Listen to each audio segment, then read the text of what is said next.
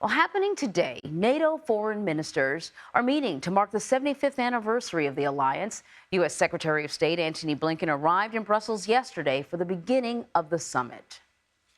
The work today, the work tomorrow, the work at the summit is really about the next 75 and everything that we need to do now to ensure that this alliance remains what it has been, as Jens said, the most successful in history.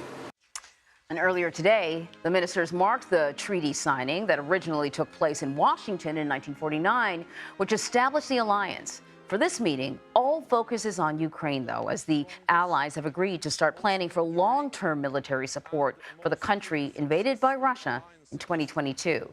So for more on all of this, let's bring in Sean Monaghan. He is a visiting fellow in the Europe, Russia, and Eurasia Program at the Center for Strategic and International Studies. Thank you so much for joining us.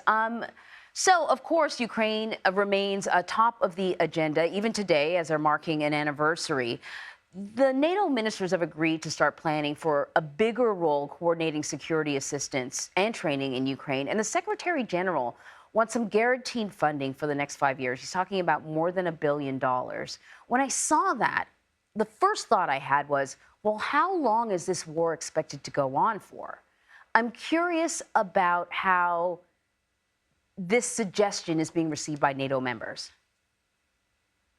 Well, good morning, Anne-Marie, and thank you for having me. And if I could start by saying happy birthday to NATO. It turns 75 today.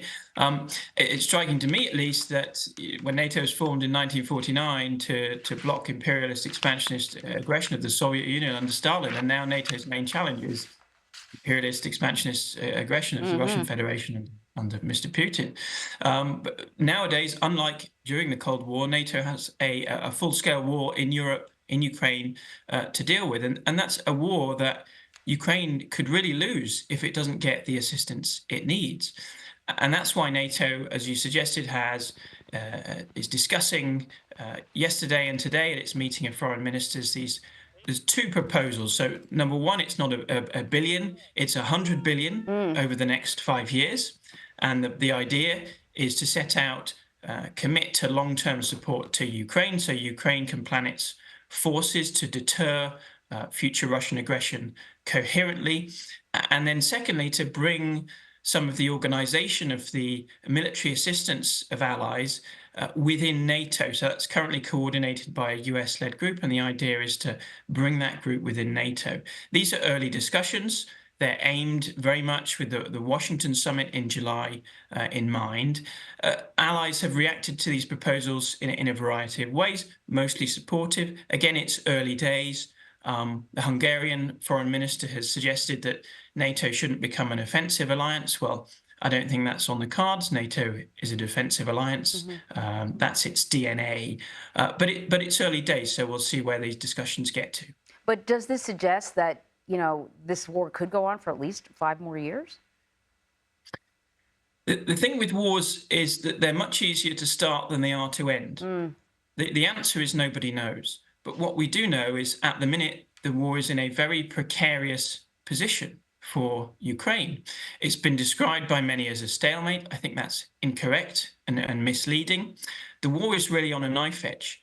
And we only have to look at President Zelensky's decision this week to reduce the draft age in Ukraine from 27 to 25 to show you how serious the war is. President Zelensky had hoped to avoid doing that to preserve Ukraine's younger generation, but he's been forced into that because Russia is willing under Mr. Putin to throw bodies at the problem.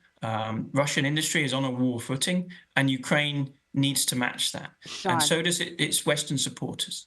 Sean, thank you so much. Sorry, we sort of need to cut you off, but I think you painted a very accurate and concerning picture.